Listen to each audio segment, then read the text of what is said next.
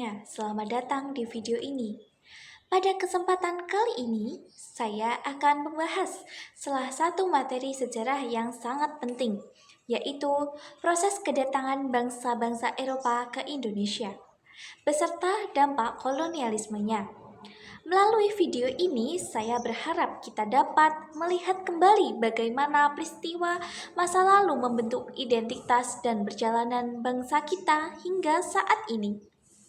Mari kita mulai pembahasannya dengan cara yang ringkas, jelas, dan tetap bermakna. Yang pertama adalah situasi regional dan global yang memotivasi kedatangan bangsa Eropa. Pada abad ke-15, Eropa mulai bangkit dari masa kegelapan dan memasuki era baru. Perkembangan ilmu pengetahuan, kemajuan teknologi di bidang navigasi dan perkapalan mendorong bangsa-bangsa Eropa melakukan penjelajahan samudera ke wilayah timur, termasuk di Indonesia. Beberapa faktor utama pendorong antara lain yang pertama adalah perkembangan ilmu pengetahuan dan teknologi. Teknik kapal dan astronomi berkembang pesat memungkinkan bangsa Eropa membuat kapal besar yang mampu mengurangi samudra lepas. Hal ini membuka era penjelajahan global. Yang kedua adalah pencarian rempah-rempah. Rempah-rempah seperti lada, cengkih, dan pala merupakan komoditas bernilai tinggi di Eropa. Indonesia menjadi sasaran utama karena merupakan penghasilan rempah-rempah terbaik di dunia. Misalnya cengkih di Ternate dan Tidore, serta pala di Banda. Yang ketiga adalah semboyan gold, glory, dan gospel.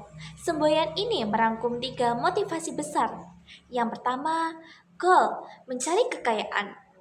Yang kedua, glory, mengejar kejayaan. Yang ketiga, gospel, menyebarkan ajaran agama. Wilayah koloni menjadi tempat ideal untuk melaksanakan ketiga tujuan tersebut. Yang keempat adalah jatuhnya Konstantinopel ke tangan Turki Utsmani. Peristiwa ini memutus jalur perdagangan darat Eropa-Asia, sehingga bangsa Eropa mencari jalur laut baru menuju sumber rempah-rempah. Yang kelima adalah revolusi industri. Revolusi industri yang dimulai di Inggris pada abad ke-18. Meningkatkan kebutuhan bahan baku dan pasar. Hal ini mendorong bangsa Eropa memperluas wilayah kolonialnya. Yang kedua adalah proses kedatangan bangsa-bangsa Eropa di Indonesia.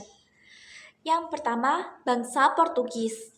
Vasco da Gama menjadi pionir perjelajahan ke India melalui Tanjung Harapan. Selanjutnya, Alfonso de Albuquerque memperluas kekuasaan Portugis ke Goa dan Malaka hingga masuk ke wilayah Indonesia. Yang kedua adalah bangsa Spanyol. Ekspedisi Spanyol yang dipimpin Sebastian Elcano sampai ke Filipina dan Maluku. Persaingannya dengan Portugis berakhir melalui perjanjian Saragossa yang menetapkan Maluku berada di bawah Portugal dan Spanyol berfokus di Filipina. Isi perjanjian Saragossa sebagai berikut. 1. Maluku menjadi daerah di bawah kekuasaan Portugis. 2. Spanyol harus meninggalkan Maluku dan memusatkan kekuasaan di Filipina.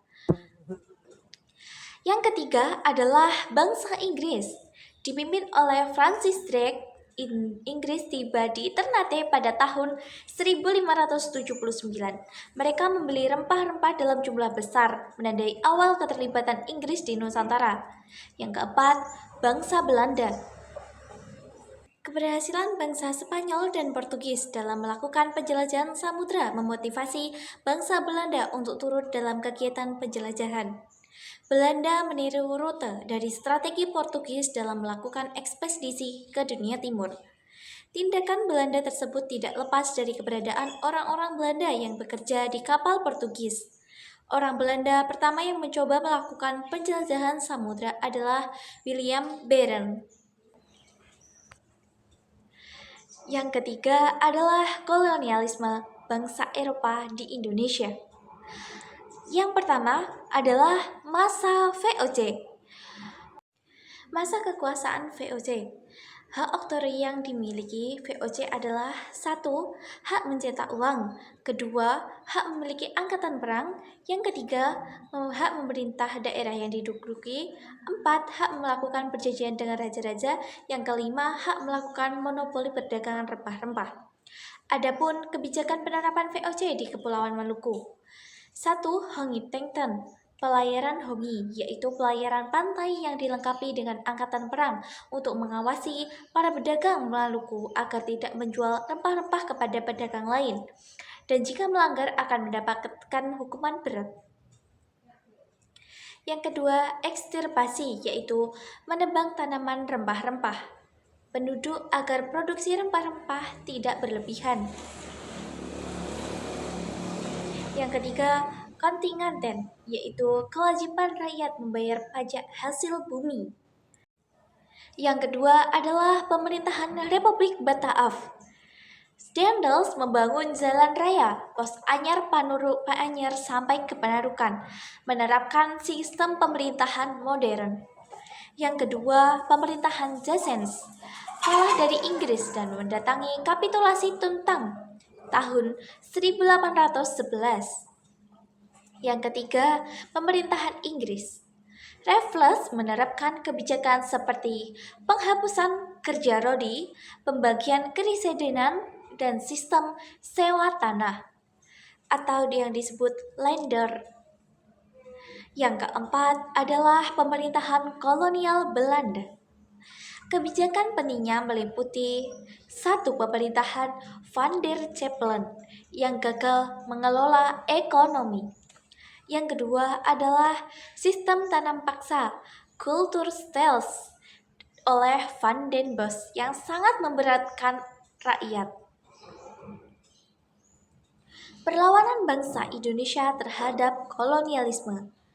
Perlawanan muncul di berbagai daerah, antara lain Aceh dan Maluku melawan Portugis, Minahasa melawan Spanyol, Mataram, Makassar, Riau, dan Banten melawan VOC. Perlawanan Jawa terhadap Inggris, perang besar melawan Belanda seperti Perang Diponegoro, Perang Aceh, Perang Padri, Perang Patimura, dan Perang Puputan. Dampak kolonialisme di bidang ekonomi. 1. Masa VOC. Masa VOC memiliki dampak positif, yaitu perdagangan semakin ramai. Kedua, pedagang lokal mengenal pasar internasional. Dampak negatifnya, pendapatan rakyat menurun. Kedua, produksi padi merosot karena dipaksa menanam tanaman ekspor. Kedua, masa Republik Bataaf. Sistem pemerintahan tradisional diganti menjadi modern. Tanah raja berubah status menjadi tanah pemerintahan kolonial.